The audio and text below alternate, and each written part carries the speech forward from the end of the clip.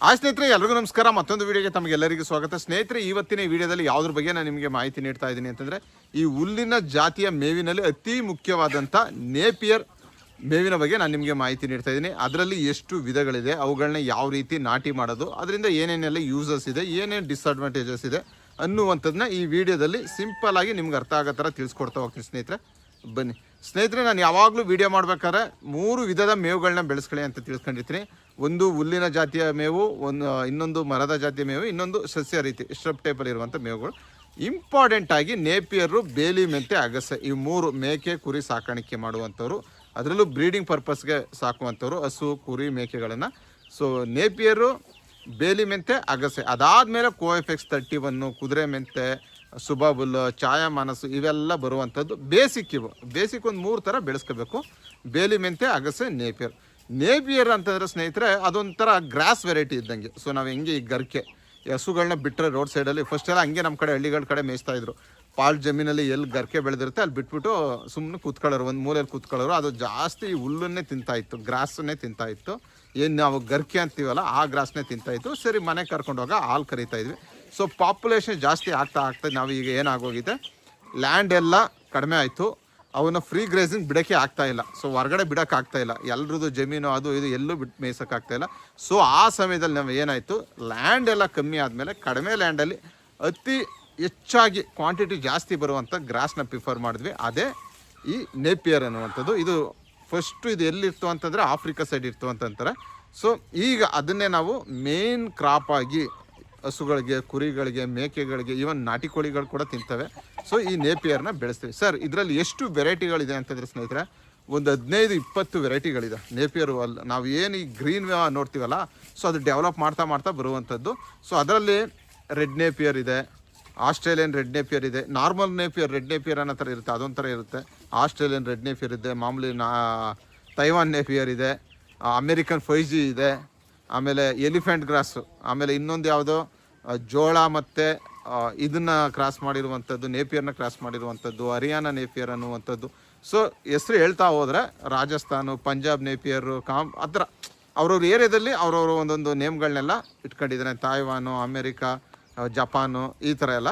So but ನನ್ನ ಒಂದು ದೃಷ್ಟಿಲಿ ನೀವು ಯಾವುದೇ ನೇಪಿಯರ್ ಬೆಳೆಸಿದ್ರು ಕೂಡ ಅದರಲ್ಲಿರುವಂಥ ಪ್ರೋಟೀನ್ ಅಂಶ ಒಂದು 9-11% ಇರುತ್ತೆ ಅಷ್ಟೇ. ಸುಮ್ಮನೆ ಈ ವ್ಯಾಪಾರ ಮಾಡೋಕ್ಕೋಸ್ಕರ, ಒಂದಷ್ಟು ಮಾರುಕಟ್ಟೆಯನ್ನು ಸೃಷ್ಟಿ ಮಾಡೋಕ್ಕೋಸ್ಕರ ಹೊಸ ತಳಿಗಳನ್ನ ಬಿಡ್ತಾರಲ್ಲ, ಸೊ ಆ ರೀತಿ ಸುಮ್ಮನೆ ಅವೆಲ್ಲ ನಿಮಗೆ ರೆಡ್ ನೇಪಿಯರ್ ಹಾಕಿ, ಗ್ರೀನ್ ನೇಪಿಯರ್ ಹಾಕಿ, ಕಾಂಬೋ ಹಾಕಿ, 5G ಹಾಕಿ ಅನ್ನುವಂಥದ್ದೆಲ್ಲ. ಬಟ್ ನನ್ನ ಒಂದು ಅನುಭವದಲ್ಲಿ ಒಂದು ಥರದ ನೇಪಿಯರ್ ಯಾವುದಾದ್ರೂ ಸರಿ, ನಿಮ್ಮ ಅಕ್ಕಪಕ್ಕ ಯಾವುದು ಚೆನ್ನಾಗಿ ಬರುತ್ತೆ ನಿಮ್ಮ ಲೋಕಲ್ ಲ್ಯಾಂಡ್ಗೆ.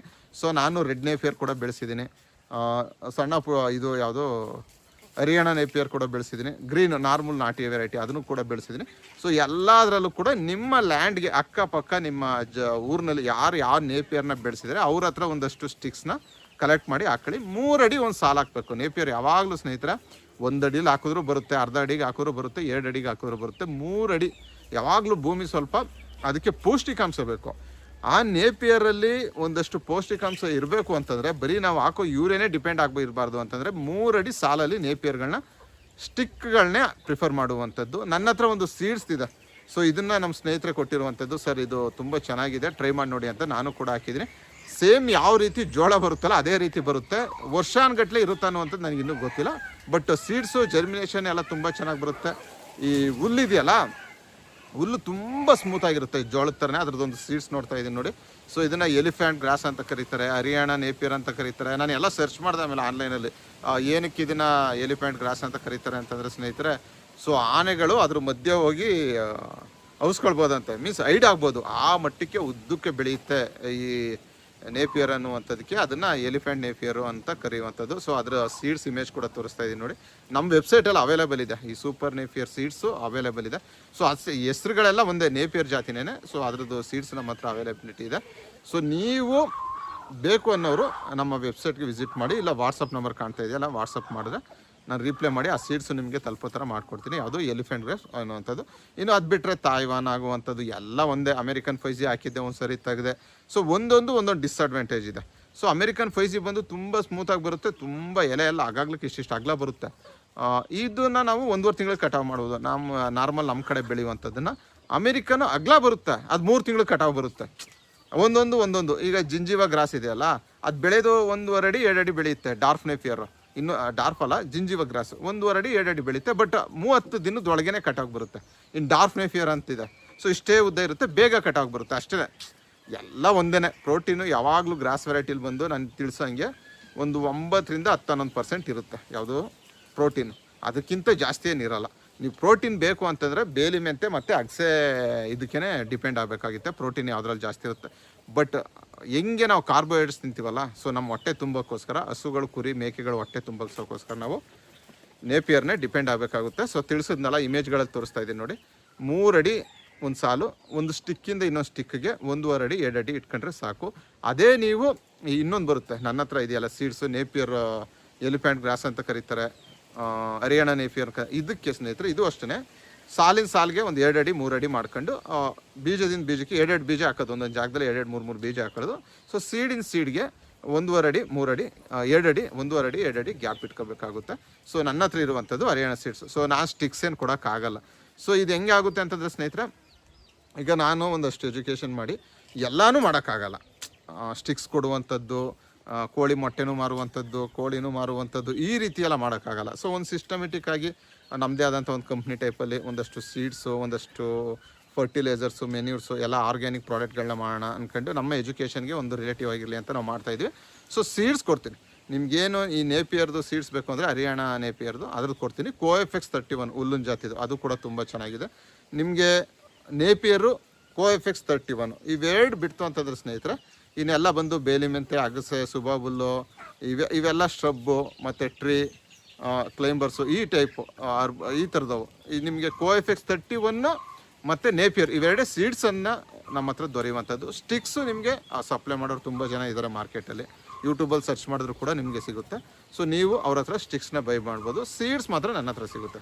ಸೊ ಎಲಿಫೆಂಟ್ ಗ್ರಾಸ್ ಅನ್ನುವಂಥದ್ದು, ಹರಿಯಾಣ ಗ್ರಾಸ್ ಅನ್ನುವಂಥದ್ದು, ಸೀಡ್ಸು ಮತ್ತು ಕೋಎಫೆಕ್ಸ್ 31 ಅನ್ನುವಂಥದ್ದು. ಸೊ ಇವು 3ನ್ನ ನೀವು ಬೆಳೆಸ್ಕೊಳ್ಳಿ. ಅಗಸೆ, ಬೇಲಿ ಮೆಂತೆ, ಸೂಪರ್ ನೇಪಿಯರು. ಡಿಸೀಸ್ಗಳು ಹೆಂಗೆ ಕಡಿಮೆ ಇರುತ್ತೆ ಅಂತಂದರೆ, ಸೊ ನಾ ಕೋಳಿಗಳಿಗೂ ಅಷ್ಟೇ ಹಿಂದೆ ಎಲ್ಲ ಇದೆಯಲ್ಲ, ಜಾಸ್ತಿ ಡಿಸೀಸ್ಗಳು ಬರೋಲ್ಲ. ಸೊ ಅದನ್ನು ಏನಕ್ಕೆ ಬರುತ್ತೆ ಡಿಸೀಸ್ಗಳು, ಅದನ್ನು ಯಾವ ರೀತಿ ಅವಾಯ್ಡ್ ಮಾಡಬೇಕು ಅನ್ನೋದನ್ನ ನಾವು ಕಲ್ತ್ಕೊಂಡ್ರೆ ನಾವು 100% ಸಮಗ್ರ ಕೃಷಿಲಿ, ಅದರಲ್ಲೂ ಮೇಕೆ ಕುರಿ ಸಾಕಾಣಿಕೆಯಲ್ಲಿ ಸಕ್ಸಸ್ ಆಗ್ಬೋದು. ಈವನ್ ಮೇಕೆ ಮತ್ತು ಹಸುಗಳಿಗೂ ಅಷ್ಟೇ ಫೀಡ್ ಎಷ್ಟು ನಾವು ಪ್ರೋಟೀನ್ ರಿಚ್ ಫೀಡ್ನ ಕೊಡ್ತೀವಿ ಅಷ್ಟು ಡಿಸೀಸ್ಗಳು ಕಡಿಮೆ ಇರುತ್ತೆ ಅವಕ್ಕೆ. ಬರೀ ನೇಪಿಯರೇ ಕೊಡುವಂಥದ್ದು, ಆ ನೇಪಿಯರ್ ತಿಂದು ಅವು ಉಚ್ಕೊಳ್ಳುವಂಥದ್ದು, ಸೊ ಬೇದಿ ಮಾಡ್ಕೊಳ್ಳುವಂಥದ್ದು, ಈ ರೀತಿ ಎಲ್ಲ ಇರುತ್ತೆ. ಇಲ್ಲ ಬರೀ ಪ್ರೋಟೀನೇ ಕೊಡುವಂಥದ್ದು. ಸೊ ಈ ರೀತಿ ಎಲ್ಲ ಮಾಡಬೇಡಿ, 3ನ್ನ ಮಿಕ್ಸಲ್ಲಿ ಕೊಡಿ. ಒಂದು 10ರಿಂದ 20% ಪ್ರೋಟೀನ್ ಇರಬೇಕು. ಅಗಸೆ, ಬೇಲಿ ಮೆಂತೆ ಒಂದು 10ರಿಂದ 20%, ಒಂದು 50-60%, ಒಂದು 20% ಬೇಲಿ ಮೆಂತೆ, ಒಂದು 10% ಅಗಸೆ ಇಲ್ಲ ಸುಬಾಬುಲ್ಲು, ಈ ಥರ ಇನ್ನೊಂದು 50-60% ನೇಪಿಯರ್. ಈ ರೀತಿ 3ನ್ನು ಚಾಪ್ ಕಟ್ಟಲ್ಲಿ ಕಟ್ ಮಾಡಿ ಹಾಕಿದ್ರೆ ಡಿಸೀಸ್ಗಳನ್ನುವಂಥದ್ದು ತುಂಬ ಕಡಿಮೆ ಇರುತ್ತೆ. ನೀವು ಹಾಸ್ಪಿಟ್ಲ್ಗಳಿಗೆ ನಿಮ್ಮ ಮೇಕೆ ಕುರಿಗಳನ್ನ ತಗೊಂಡು ಹೋಗುವಂಥ ಚಾನ್ಸಸ್ ಕೂಡ ತುಂಬ ಇರುತ್ತೆ. ಸೊ ನೇಪಿಯರ್ ಯಾವ ರೀತಿ ಬಿತ್ತನೆ ಮಾಡೋದು ಅಂದರೆ ಸ್ನೇಹಿತರೆ, ಇನ್ನೂ ಒಂದು ಸರಿ ತಿಳಿಸ್ತಾ ಇದ್ದೀನಿ. 3 ಅಡಿ ಸಾಲು ಗಿಡದಿಂದ ಗಿಡಕ್ಕೆ, ಮೀನ್ಸ್ ಸ್ಟಿಕ್ ಹಾಕಿದ್ರೆ ನೀವು ಒಂದು ಸ್ಟಿಕ್ಕಿಂದ ಮತ್ತೊಂದು ಸ್ಟಿಕ್ಕಿಗೆ 1.5ರಿಂದ 2 ಅಡಿ. ಅದೇ ನಮ್ಮ ಸೀಡ್ಸ್ ಕೊಡ್ತೀವಲ್ಲ ನಾವು, ಅದು ಹಾಕಿದ್ರು ಕೂಡ 1.5ರಿಂದ 2 ಅಡಿ ಗ್ಯಾಪ್ ಇರಬೇಕು. ಒಂದೊಂದು ಕಡೆ ಸೀಡ್ಸು 1 ಇಂಚ್ ಡೆಪ್ತಲ್ಲಿ 2 ಸೀಡ್ ಹಾಕಬೇಕು ಸ್ನೇಹಿತರೆ. ಸೀಡ್ಸ್ ಇಮೇಜ್ ತೋರಿಸ್ತಾ ಇದ್ದೀನಿ. ಸೊ ಸೂಪರ್ ನೇಪಿಯರು, ಬೇಲಿ ಮೆಂತೆ, ಅಗಸೆ, ಇವು 3ನ್ನ ಬೆಳೆಸ್ಕೊಳ್ಳಿ. ಮತ್ತೊಂದು ವೀಡಿಯೋದಲ್ಲಿ ಮತ್ತೆ ನಾನು ನಿಮ್ಮನ್ನ ಭೇಟಿ ಆಗ್ತೀನಿ. ಅಲ್ಲಿವರೆಗೂ ಥ್ಯಾಂಕ್ ಯು, ಬಾಯ್ ಬಾಯ್.